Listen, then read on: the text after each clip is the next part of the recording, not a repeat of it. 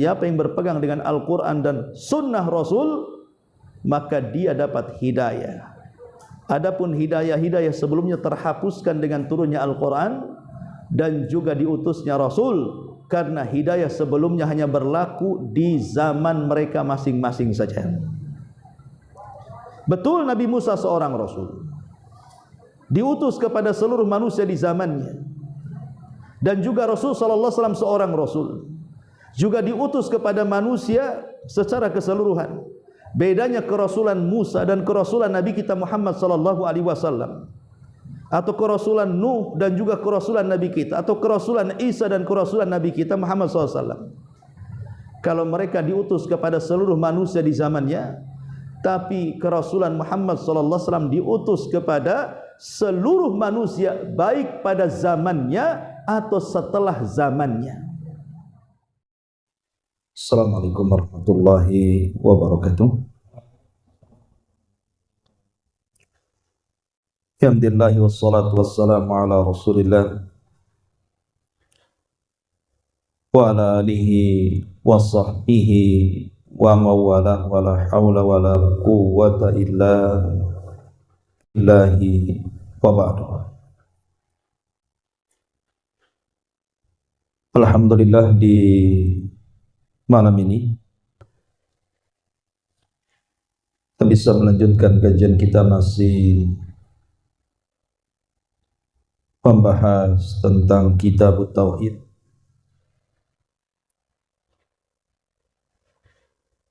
Dan kita sudah masuki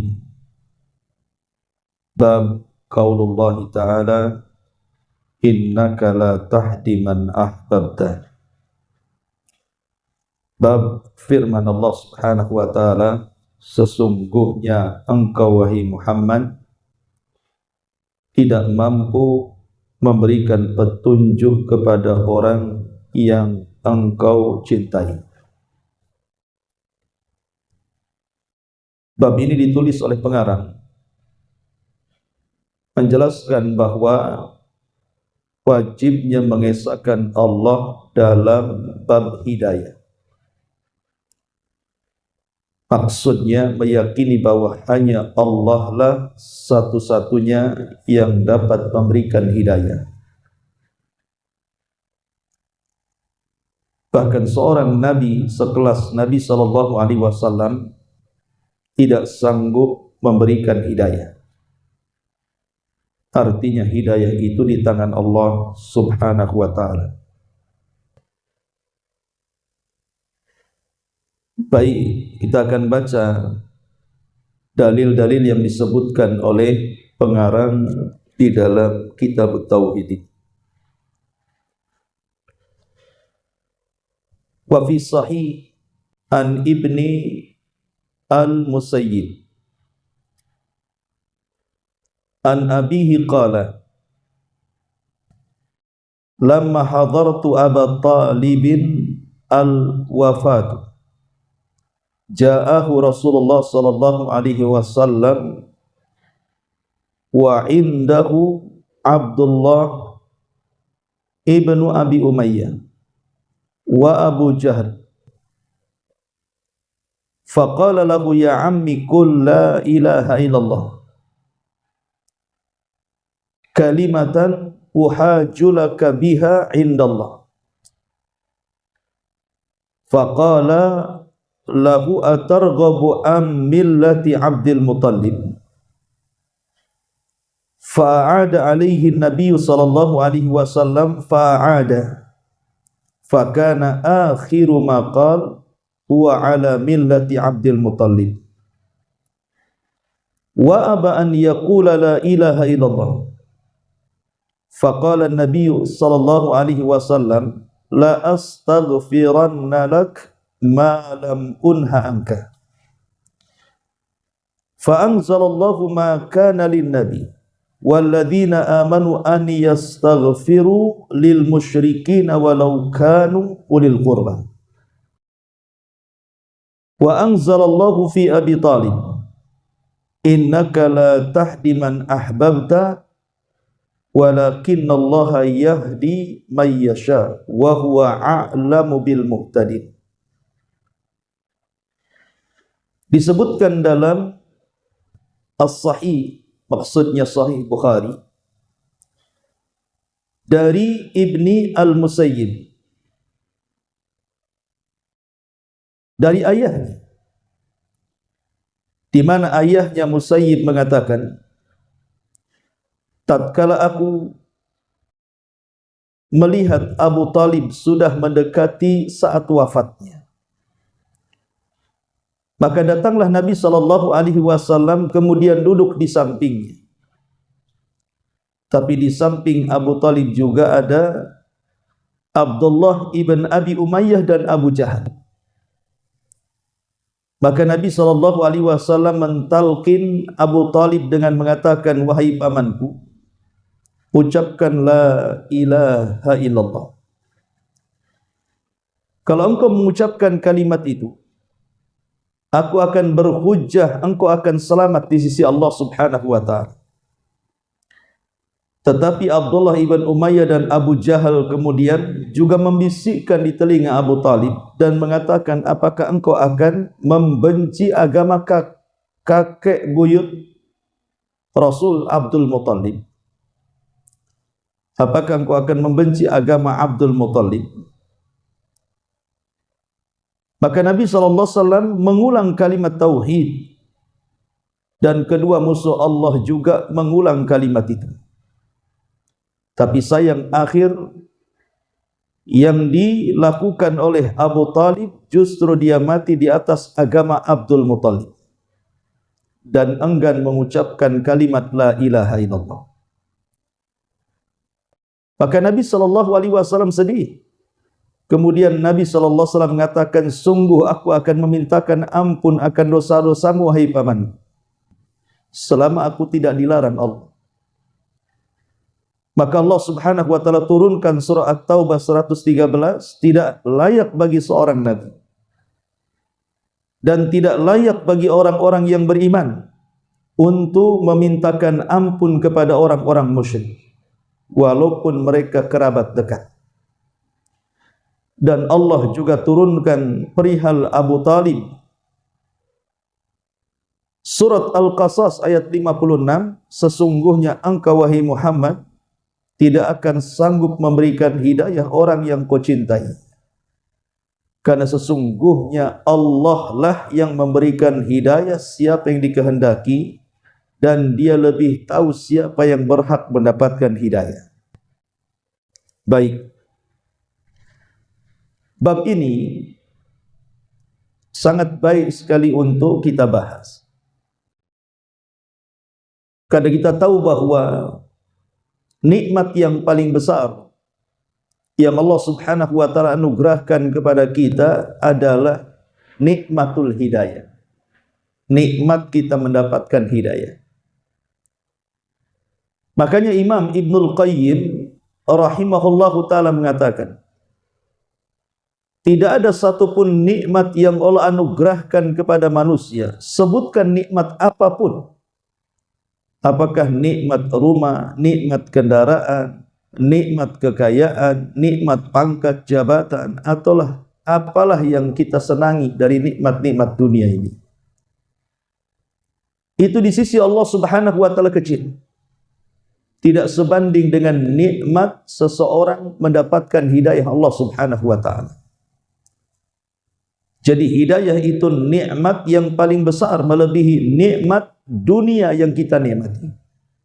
Tapi sebaliknya, kata Imam Ibnul Qayyim, tidak ada musibah yang jauh lebih besar dari musibah-musibah dunia. Sebutkan musibahnya. Apakah kefakiran? Apakah kemiskinan? Apakah sakit parah yang tidak bisa diobati? Ataukah terjadi kecelakaan?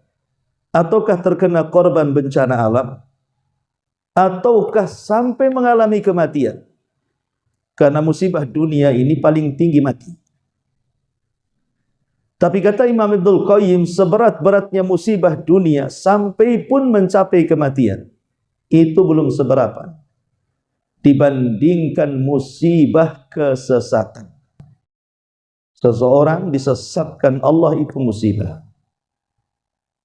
Karena sesat itu bukan hanya bencana dunia, tapi sesat itu adalah bencana akhirat. Kalau bencana dunia seperti yang kita lihat hari ini, adanya tsunami, gempa bumi, peperangan dan yang semacamnya, paling tinggi mati, selesai. Tetapi orang yang sesat ini mati saja tidak cukup. Dia akan mempertanggungjawabkan setiap kesesatannya, baik di kuburannya ataupun kelak setelah terjadi kiamat. Makanya kata Imam Ibnul Qayyim, tidak ada nikmat yang paling besar melebihi hidayah, dan tidak ada musibah yang lebih besar melebihi musibah kesesatan. Ma'asyiral muslimin wal muslimat wal muslimin rahimakumullah. Jadi dari sini pentingnya kita ini meminta dan mencari hidayah. Makanya saking pentingnya hidayah itu, ikhwan, sampai-sampai dalam Islam itu minimalnya 17 kali kita mengatakan ihdinas siratal mustaqim. Ya Allah, berikan hidayah kepada jalanmu yang lurus. Dan itu dibaca setiap hari minimal 17 kali. Maksimalnya tidak terbatas, tergantung solat yang kita lakukan. 17 kali itu bagi yang melaksanakan solat wajib saja, yang 5 waktu. Kalau dia menambah dengan solat-solat sunnah yang jumlahnya banyak, tentu kalimat ini diucap bukan hanya 17 kali, bisa berkali-kali dalam sehari. Kenapa kemudian kalimat ini menjadi rutinitas setiap hari minimal 17 kali kita ucapkan kalimat ihdinas siratal mustaqim pada setiap solat-solat kita? Karena sekali lagi tidak ada nikmat yang lebih besar dibandingkan nikmat hidayah. Makanya kita minta setiap hari 17 kali. Karena betapa ruginya orang-orang yang tidak diberikan hidayah oleh Allah Subhanahu wa ta'ala. Sudah susah di dunia, melarat di akhirat.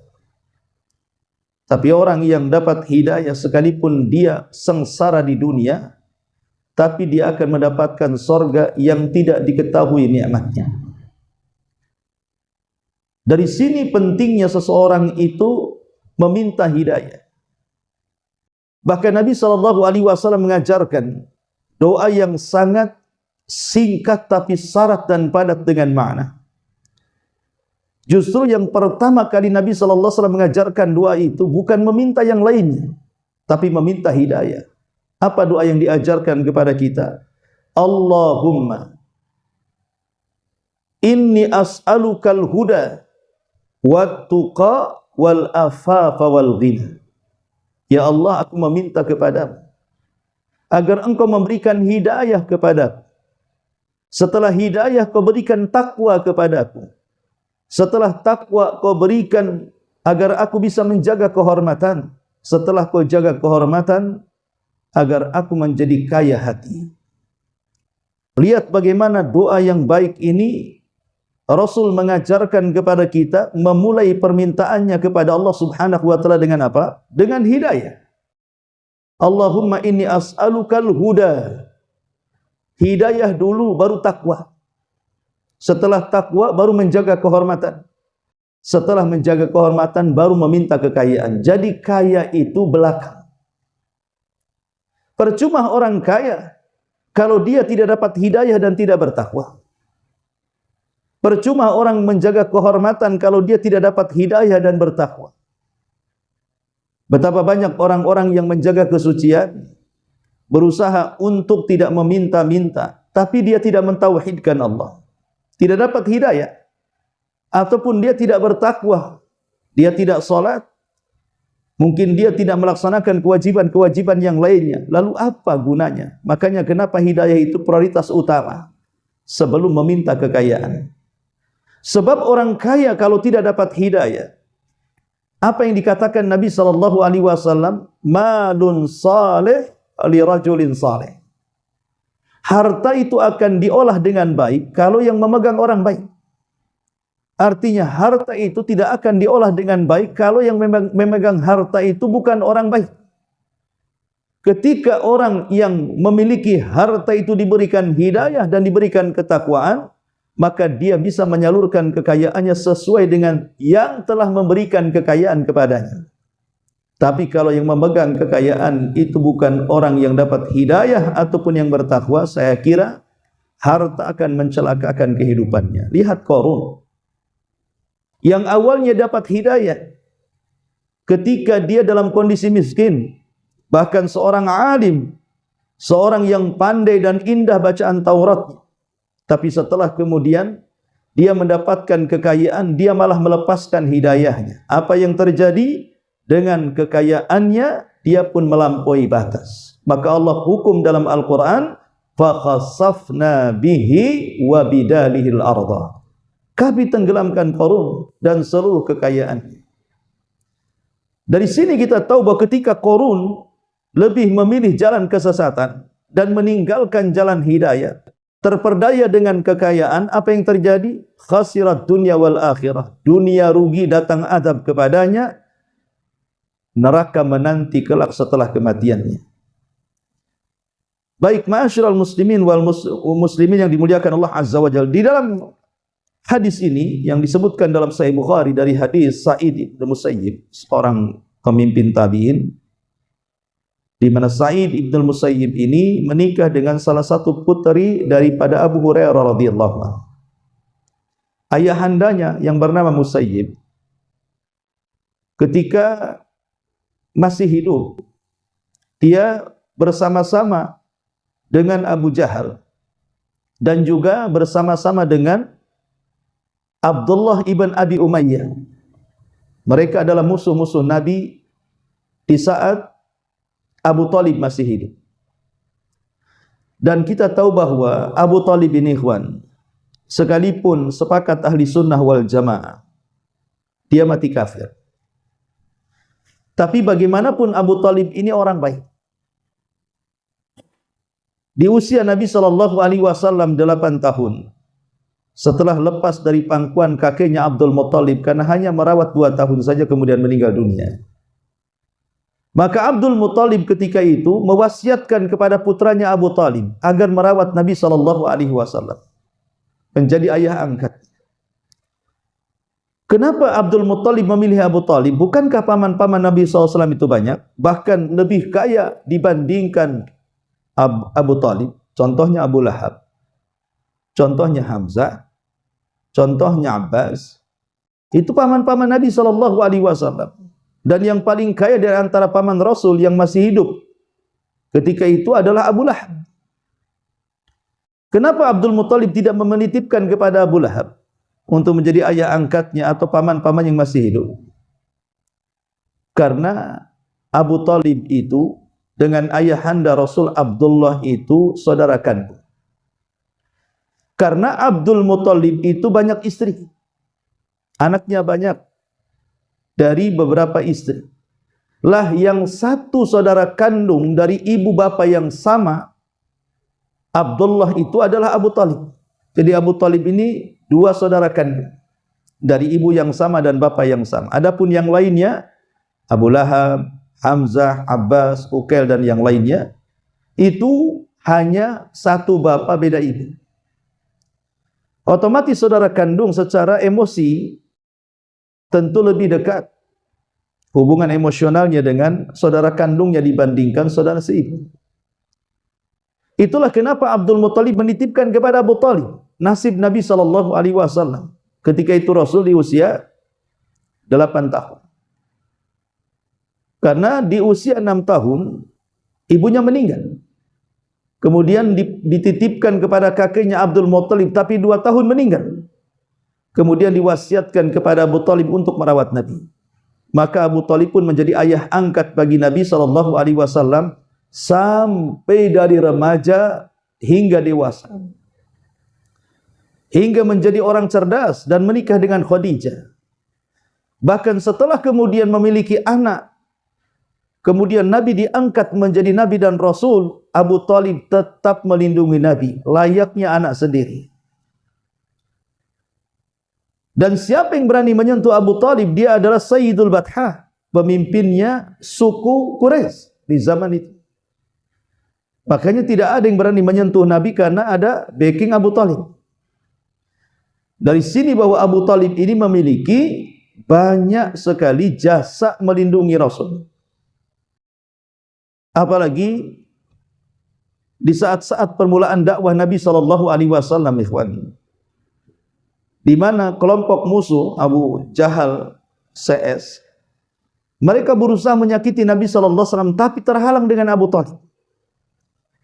Akhirnya mereka mendatangi karena tidak menyentuh Nabi, tidak sanggup menyentuh Nabi. Yang disentuh adalah Abu Talib, yang diancam adalah Abu Talib, dan mengatakan, ya Abu Talib, inna ibna akhi qad sabba alihatina wa saffaha dinana wa farraqa jama'atana. Wahai Abu Talib, anak saudaramu, maksudnya Nabi, dia sudah berani membodoh-bodohkan Tuhan-Tuhan kami, sudah berani menghina agama kami, bahkan sudah memporak-porandakan jamaah-jamaah kami, persatuan kami.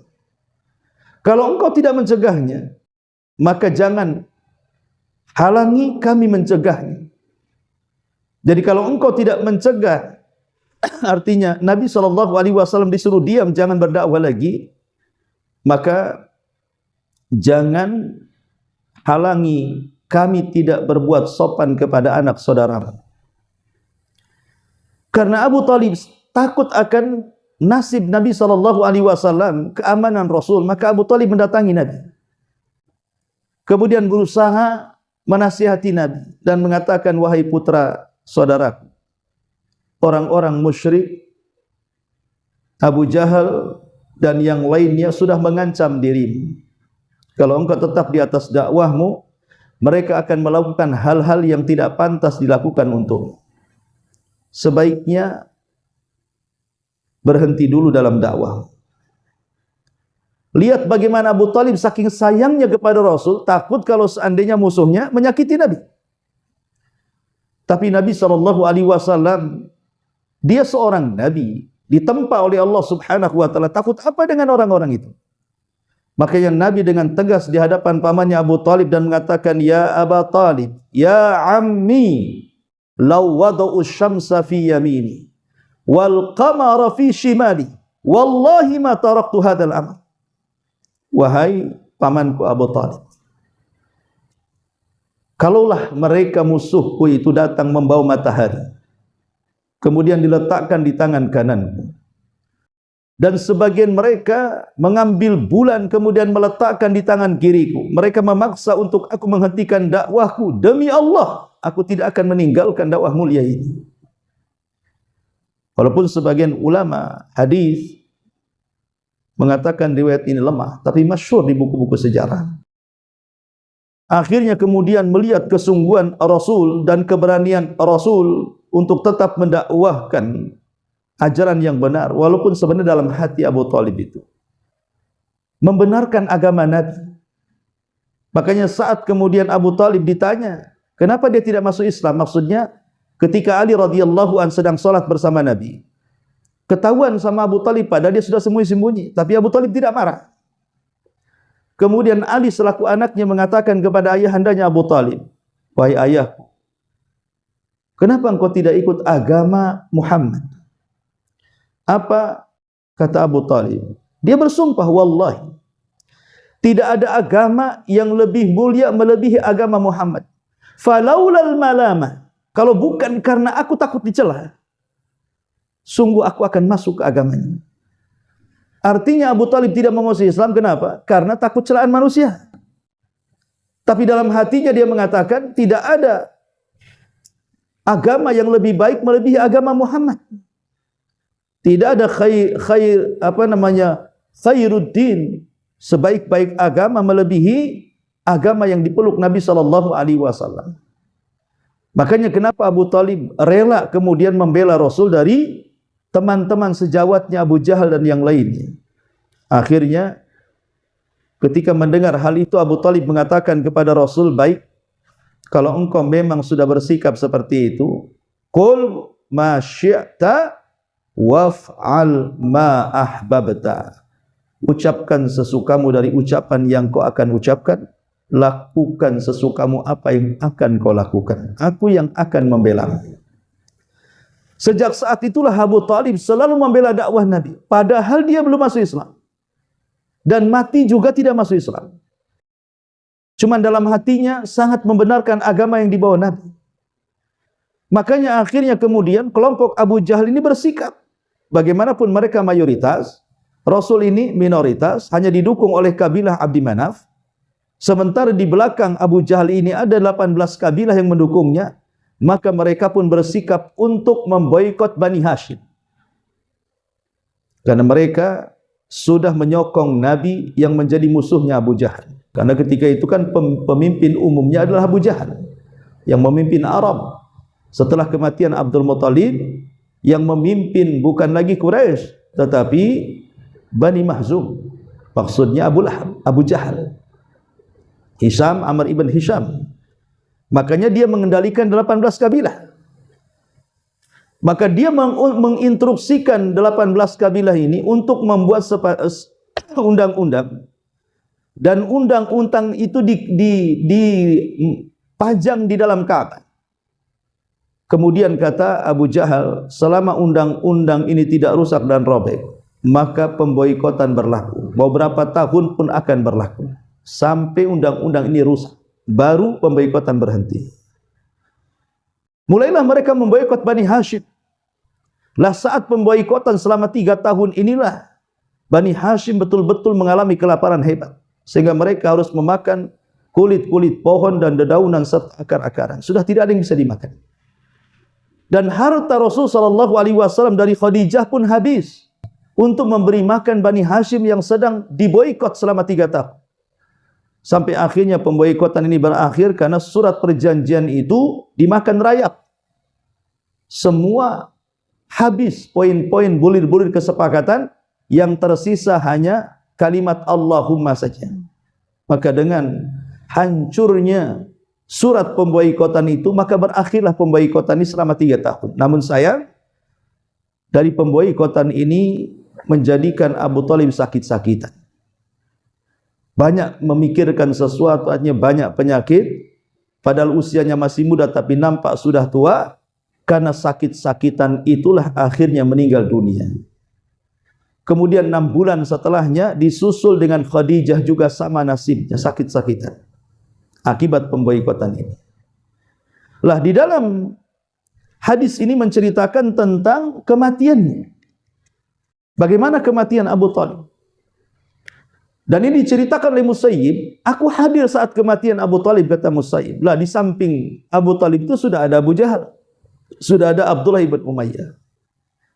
Ketika Rasul 2 orang ini sudah ada, kata Musayyib. Maka Rasul masuk, melihat pamannya sedang naza. Terkadang pamannya melihat Nabi dengan tatapan yang penuh dengan keyakinan. Terkadang Abu Talib menatap kawan seperjuangan di jahiliyahnya, Abu Jahal dan Abdullah ibn Umayyah. Karena 2 tokoh ini adalah 2 tokoh tua di zaman itu, yang sangat dimuliakan dan dihormati orang-orang Arab jahiliyah. Maka Abu Talib terjadi kebimbangan dalam hatinya, haruskah dia harus mengikuti anak dari saudaranya Rasulullah SAW, ataukah mengikuti agama teman-temannya? Maka Nabi SAW mencoba meyakinkan agar Abu Talib di akhir-akhir hayatnya masuk Islam. Makanya Rasulullah SAW dengan penuh keyakinan pamannya mengucapkan kalimat la ilaha illallah.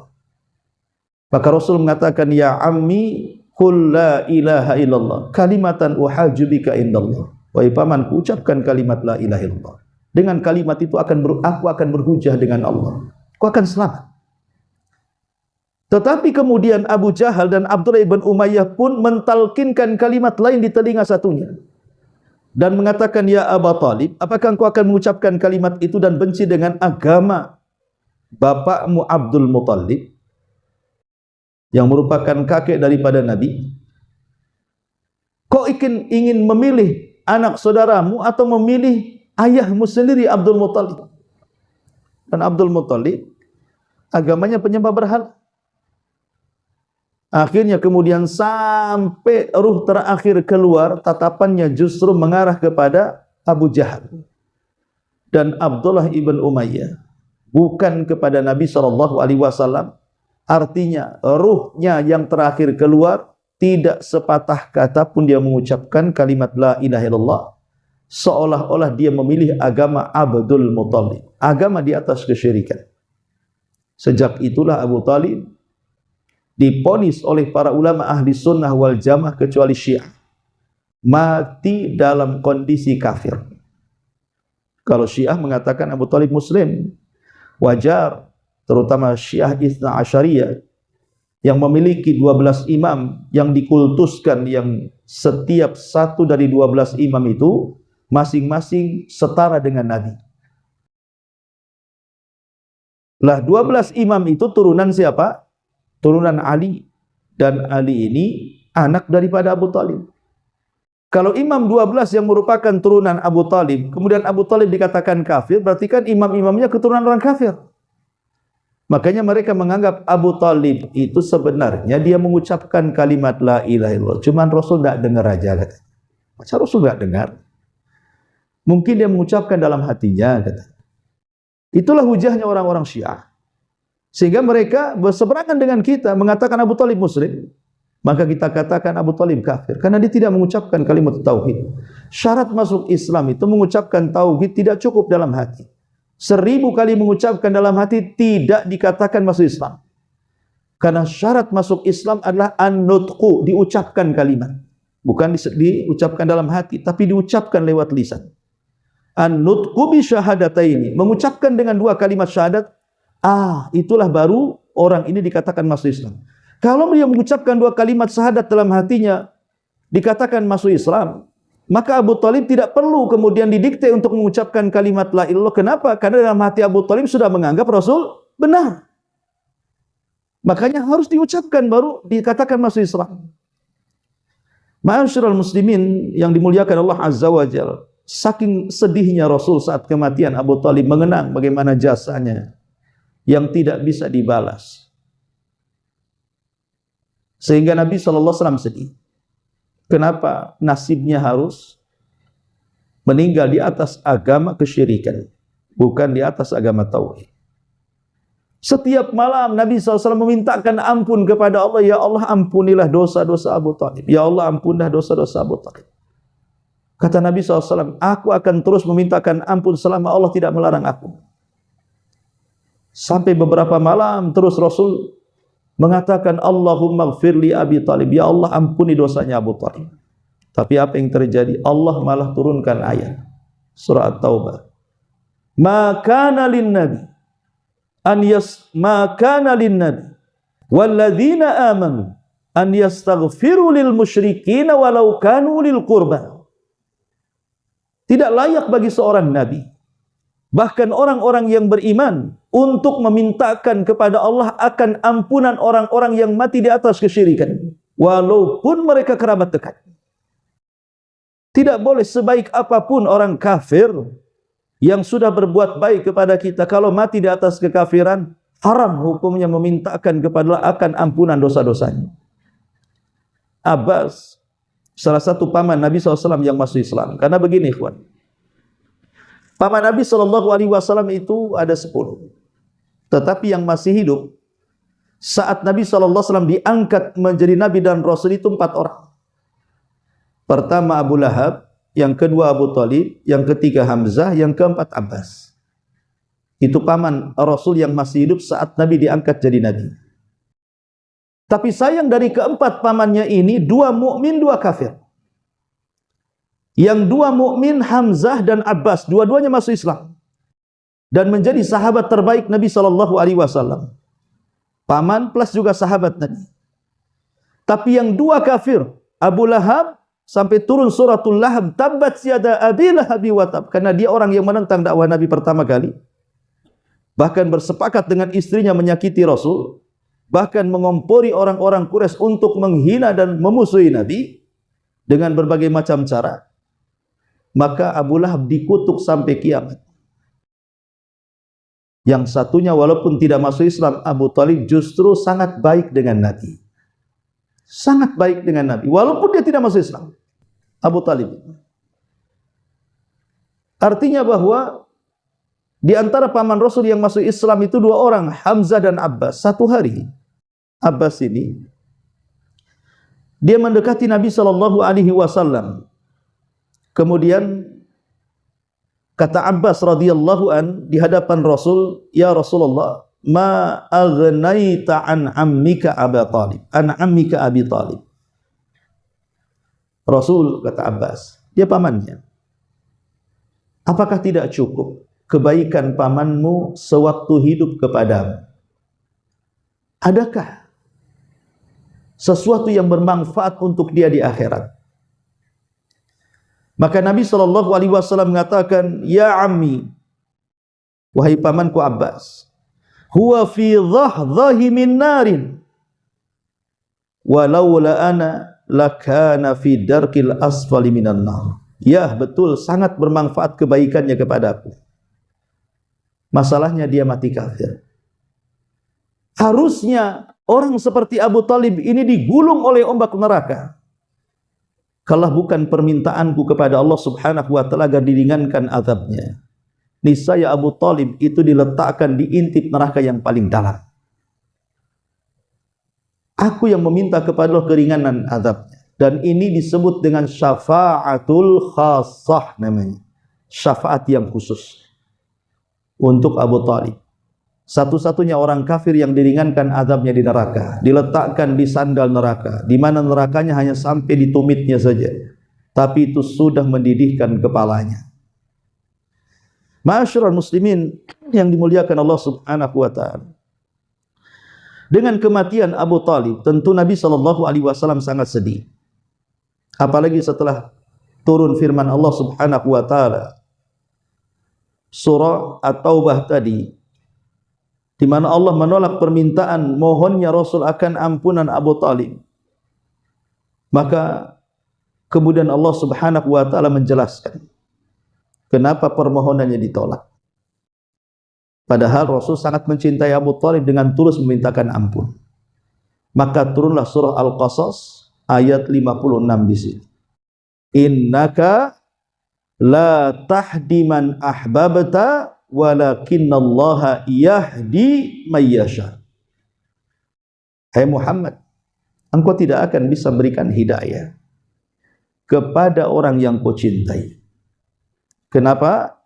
Karena hidayah itu milik Allah. Allah lah yang memberi kepada yang Ia sukai. Dan Dia tahu siapa yang berhak mendapatkan hidayah. Wa huwa a'lamu bil muhtadin. Dari dalil terakhir ini menunjukkan kepada kita bahwa hidayah itu milik Allah.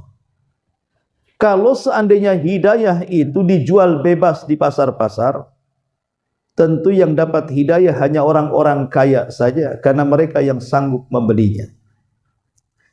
Tapi karena hidayah itu tidak dijual bebas, maka siapapun bisa mendapatkan hidayah sesuai dengan kehendak Allah, siapa yang berhak mendapatkannya.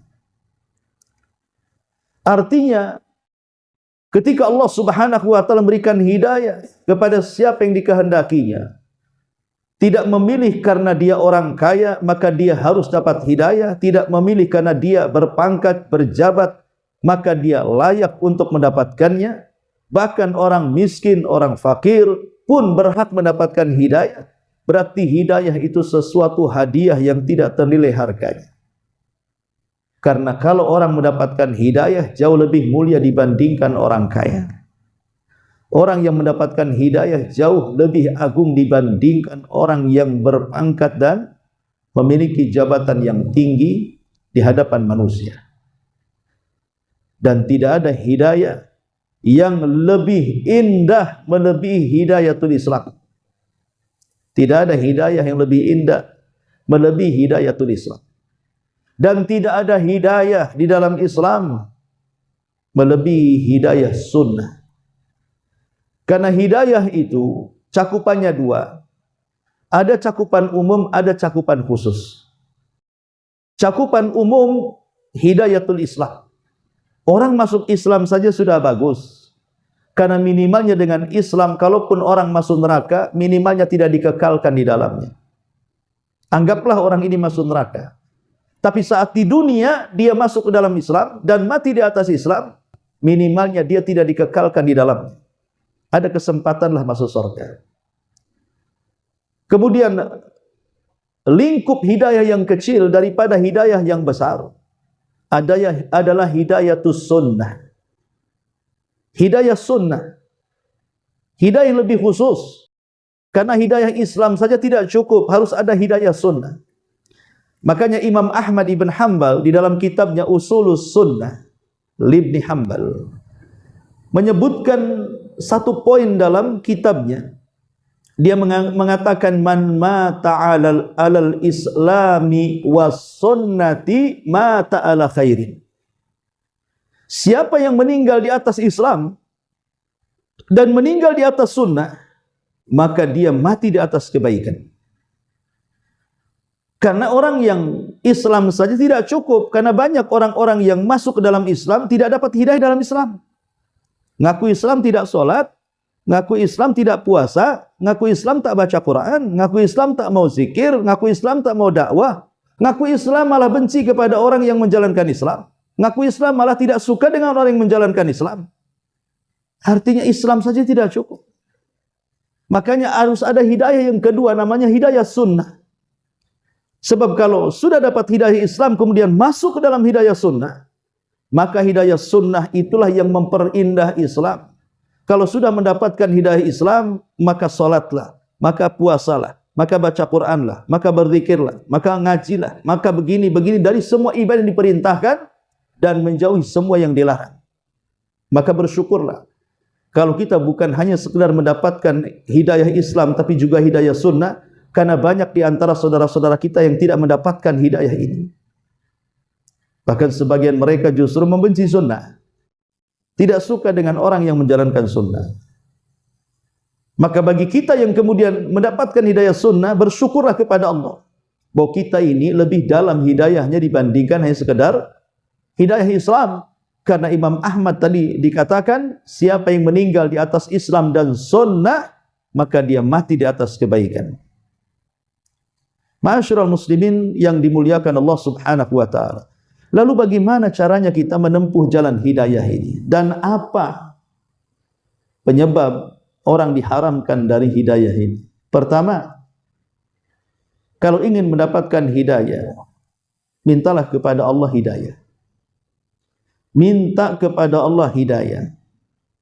Karena Allah mengatakan dalam hadis qudsi, ya ibadi, kullukum dhallun illa man hadaituhu fastahduni ahdikum. Fastahduni ahdikum. Allah mengatakan dalam hadis qudsi, wahai hambaku, kalian dulu tersesat kecuali orang yang kuberikan hidayah. Maka mintalah hidayah kepadaku, aku akan beri hidayah kepadamu. Maka dalam setiap solat kita, kalau kita membaca surah Al-Fatihah itu, coba renungkan setiap ayat-ayatnya, terutama ketika sampai kepada bacaan ihdinas siratal mustaqim. Sungguh-sungguhlah membaca ayat ini. Karena ayat inilah rahasia kenapa solat itu bisa mencegah perbuatan keji dan mungkar. Innas salata tanha anil fahsya'i wal munkar. Sungguhnya solat itu bisa mencegah perbuatan keji dan mungkar. Bisanya mencegah perbuatan keji dan mungkar bagi orang yang solat itu, karena rahasianya ada di kalimat ihdinas siratal mustaqim. Ya Allah, berikan hidayah kepadaku. Berikan hidayah kepadaku. Kalau betul-betul Allah memberikan hidayah dalam solatnya, maka setelah solat tidak mungkin dia masuk pada perbuatan keji dan mungkar. Dia dapat hidayah. Dan ini juga sebagai jawaban yang mengatakan Rasul, bukankah solat mencegah perbuatan keji dan mungkar? Banyak orang yang solat masih makan riba, banyak orang solat masih berdusta, banyak orang yang solat curang dalam berdagang, banyak orang yang solat zalim, dan begitu seterusnya. Maka jawabannya karena dia tidak sungguh-sungguh dalam solatnya meminta hidayah. Dia tidak sungguh-sungguh mengucapkan ihdinas siratal mustaqim. Makanya wajar kalau dia masih melakukan perbuatan keji dan mungkar padahal dia salat. Ma'asyiral muslimin yang dimuliakan Allah Azza wa Jalla. Pertama, minta kepada Allah hidayah. Yang kedua, ta'dhimu nususil kitabi was sunnati wal amalu biha. Agungkan nas-nas Al-Quran dan juga sunnah dan berusaha untuk mengamalkannya. Karena Al-Quran adalah hidayah, sunnah juga adalah hidayah, dan mengamalkannya adalah mengamalkan hidayah. Nabi SAW mengatakan, taraktu fikum amraini, kutinggalkan kepada kalian dua perkara. Maksudnya sepeninggal diriku, kata Nabi. Taraktu fikum amraini, in tamassaktum bihima falan tadillu abada. Kalau engkau berpegang dengan keduanya, maksudnya Al-Quran dan Sunnah, kalian tidak akan sesat selamanya. Artinya kalian pasti dapat hidayah. Kemudian Rasul mengatakan, kitabullah wa sunnati. Dua perkara itu adalah Al-Quran dan Sunnah. Makanya saat Allah Subhanahu wa ta'ala menurunkan Adam, Iblis dan Hawa dari sorga, dan Allah Subhanahu wa ta'ala katakan, Qul nahbitu minha jami'ah, keluar kalian semua, hei Adam, Hawa dan Iblis, ke dunia. Diusir tiga-tiganya dari sorga. Akhirnya tiga-tiganya pun diturunkan ke bumi. Setelah tiga-tiganya diturunkan ke bumi, maka Allah mengatakan, fa imma ya'tiyannakum minni hudan, fa imma ya'tiyannakum minni hudan fala khaufun alaihim walahum yahzanun. Dalam ayat yang lain, fala yadhillu wala yashqa. Maka Allah mengatakan, setelah kalian turun ke bumi, aku akan turunkan hidayahku untuk kalian. Siapa yang mengamalkan hidayahku, dia tidak akan takut dan tidak akan sedih. Dalam ayat yang lain, dia tidak mungkin celaka dan tidak mungkin tersesat. Para ulama tafsir mengatakan, apa yang dimaksud hidayah yang Allah turunkan kepada Adam, Hawa dan Iblis, dan anak turunan mereka sampai hari ini, bahkan sampai kiamat? Ahli tafsir mengatakan yang dimaksud hidayah di sini adalah diturunkannya kitab-kitab langit dan diutusnya rasul-rasul pilihan Allah Subhanahu wa ta'ala. Itulah hidayah. Jadi ketika Allah Subhanahu wa ta'ala turunkan Taurat, kemudian diserahkan kepada Nabi Musa, maka di zamannya Taurat dan Musa adalah hidayah bagi Bani Israel. Siapa yang ikut Musa, mengamalkan ajaran Taurat, maka dia di atas hidayah. Sekali lagi, di zamannya. Karena setelah turun Zabur dan diutusnya Daud beralih kitab, maka siapa yang ikut Zabur dan Daud, maka dia dapat hidayah di zamannya.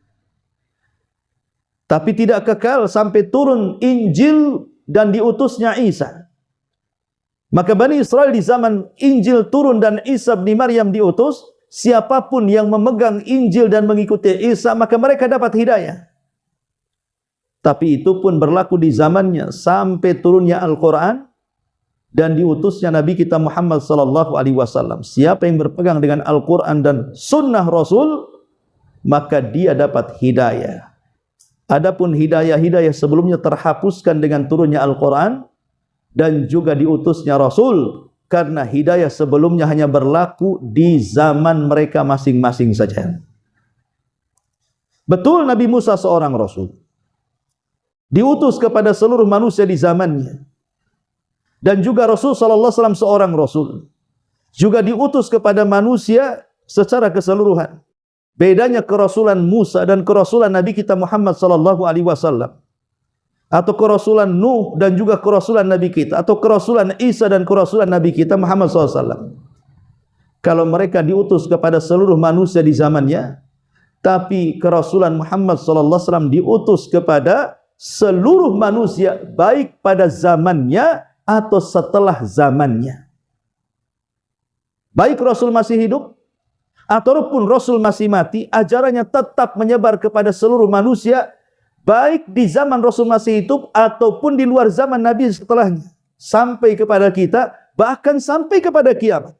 Ajaran dan aturan Rasul, kemudian ajaran dan aturan Al-Quran akan berlaku sampai hari ini, bahkan sampai kiamat dibangkitkan. Itulah bedanya kerasulan Rasul-Rasul sebelum Muhammad sallallahu alaihi wasallam. Mereka hanya diutus kepada, betul kepada seluruh manusia, tapi pada zamannya saja. tapi Rasul pada zamannya dan pada selain zamannya. Maka kalau ingin dapat hidayah, kembali kepada Al-Quran, kembali kepada sunnah Nabi SAW, yang keduanya sudah dipahami oleh manusia terbaik yang disebut dengan salafus saleh, sahabat, tabi'in dan tabi'u at-tabi'in. Yang ketiga, tilawatul Quran wa tadabburuhu wal amalu bih. Kalau ingin dapat hidayah, akrablah dengan Al-Quran.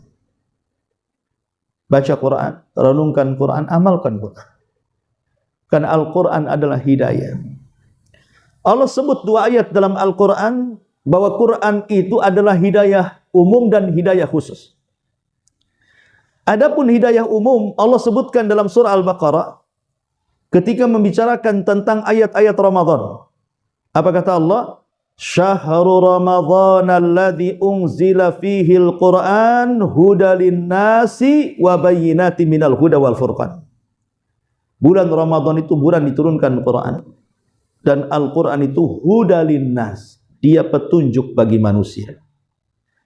Secara umum Al-Quran itu petunjuk kepada manusia, mu'minuhum wa kafiruhum, baik orang mukminnya atau kafirnya. Tapi Al-Quran juga adalah hidayah khusus yang Allah sebutkan di permulaan Al-Baqarah juga. Alif Lam Mim, dzalikal kitabu la raiba fihi hudan lil muttaqin. Alif Lam Mim, itulah Al-Quran yang tidak ada keraguan di dalamnya, dan Quran sebagai petunjuk bagi orang yang bertakwa. Pertama Allah mengatakan hudalin nas, dia adalah hidayah bagi semua manusia mukmin atau kafir. Tapi ayat yang kedua yang saya baca adalah khusus hidayah kepada orang yang bertakwa. Lalu apa bedanya? Bedanya Allah khususkan hidayah Al-Quran kepada orang yang bertakwa itu karena yang bisa memahami Al-Quran, membaca Al-Quran, mengamalkan Al-Quran hanya orang yang bertakwa. Yang mengambil manfaat Al-Quran, sekalipun Al-Quran itu hidayah bagi semua manusia, tapi yang mengambil manfaatnya hanya orang-orang yang bertakwa. Orang kafir kalau dibacakan Quran lari. Orang kafir kalau dibacakan mereka malah benci. Tapi orang-orang yang bertakwa, mereka akan mengambil manfaat dari bacaan Quran tadi. Jadi maksudnya Quran hidayah umum bagi semua manusia, tapi yang mengambil manfaat hanya orang-orang yang bertakwa saja. Tapi intinya bahwa kalau ingin dapat hidayah, akrabkan diri kita dengan Quran. Kemudian yang keempat, qira'atu siratin nabi wa ashabi wal iqtida'u bihi. Sering-seringlah mempelajari sirah Nabi dan juga sirah para sahabat. Karena sirah itu, kata Sufyan Ats-Tsauri, jundun min junudillah. Dia adalah tentara dari tentara Allah Subhanahu wa ta'ala. Dia bisa membangkitkan orang malas jadi semangat. Dia bisa membangkitkan orang yang sedih menjadi bahagia. Dia bisa membangkitkan semangat sirah itu. Kalau orang kena musibah membaca sirah bisa ringan musibahnya. Kalau orang sedang sakit membaca sirah semakin tenang walaupun dia sedang sakit. Karena rupanya orang-orang terdahulu ada yang lebih parah daripada dia. Dan begitu seterusnya. Baik, kalau kita jelaskan satu persatu dengan dalil-dalilnya tentu lambat karena waktu. Kita baca secara singkat saja. Yang kelima, bermajlislah dengan orang-orang soleh. Jangan punya kawan orang jahat.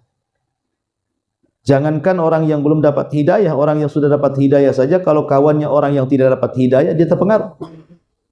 Maka carilah teman-teman yang soleh. Karena teman-teman yang soleh itu baik di dunia dan akan manfaat di akhirat. Yang keenam, mujahadatun nafsi.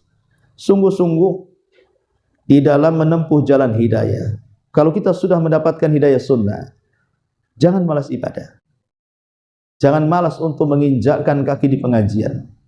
Karena hanya dengan ilmu kita mendapatkan keutamaan. Hanya dengan ilmu kita bisa membedakan mana hak, mana yang batil. Dengan ilmu kita bisa membedakan mana yang ikhlas, mana yang tidak. Dan begitu seterusnya. Kemudian yang nomor 7, fi'lu ta'ah, istiqomahnya di dalam perbuatan ketaatan. Istiqomah. Jangan kemudian semua dibuat puasa daun. Kadang melakukan, kadang pray, kadang melakukan, kadang libur. Enggak, istiqamah. Dan definisi istiqamah itu sebagaimana sabda Rasul adalah khairul a'mal adwamuha wa in qalla. Sebaik-baik amal itu adalah yang sedikit tapi istiqamah. Kemudian yang nomor 8, tadzakkur al-akhirah, ingat akhirat. Ingat akhirat. Kemudian yang ke-9, muhafadzatu 'alas salawat, jaga salat yang 5 waktu.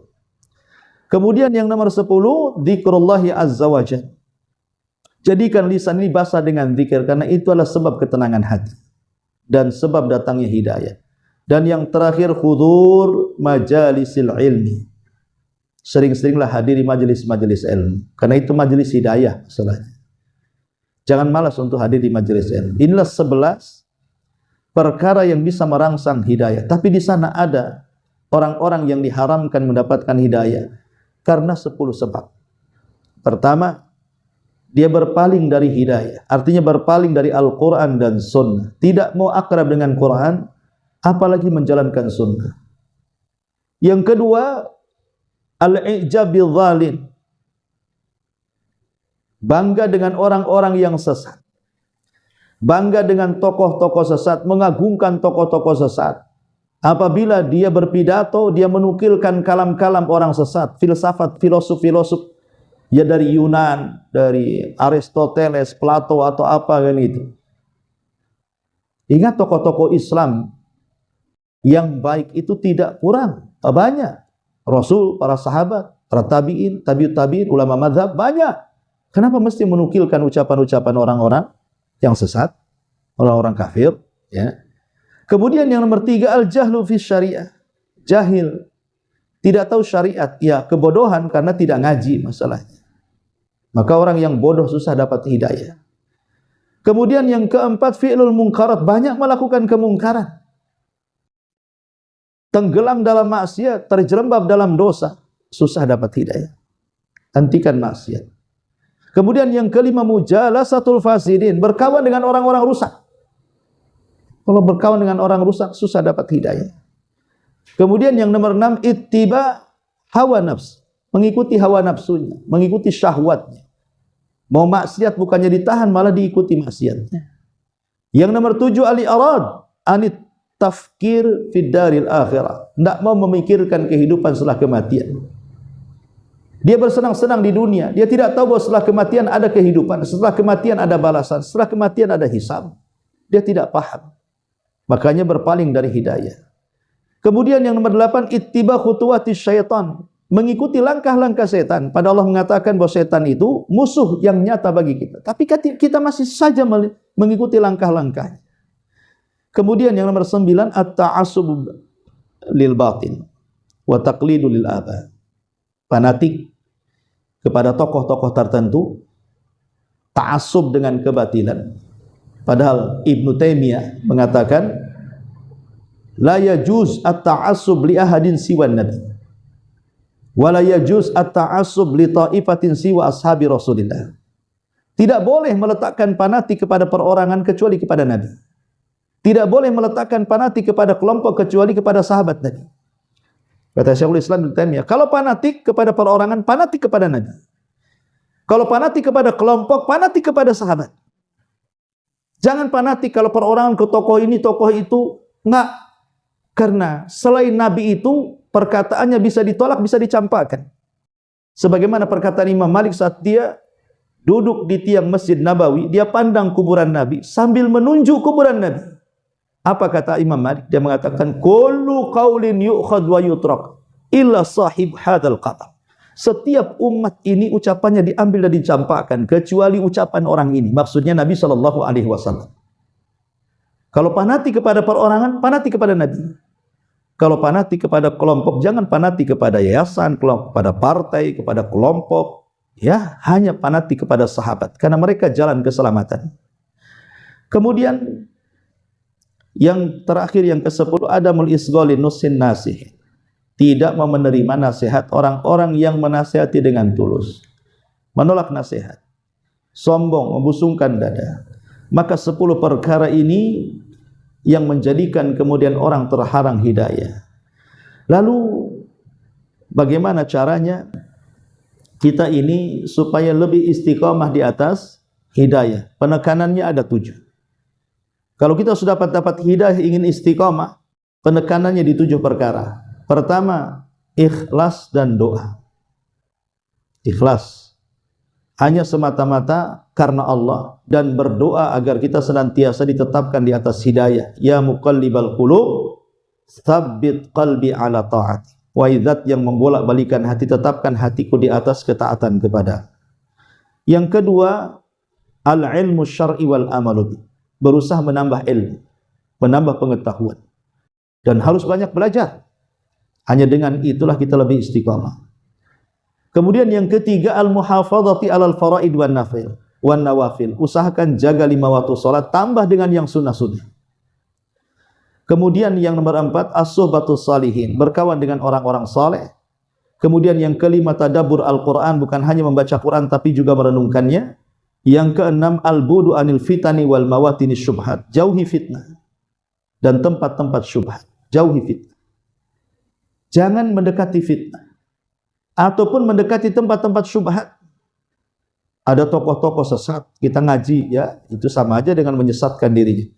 Dan yang terakhir, tajdidut taubati wal istighfar, perbaharui taubat dan perbaharui istighfar. Inilah jalan istiqamah setelah mendapatkan sunnah dan hidayah. Wallahu alam. Ini diantara bab yang kita kaji di malam hari ini tentang bab innaka la tahdi man ahbabta. Baik, sampai di sini. Sebelum saya tutup, kalau ingin bertanya silakan.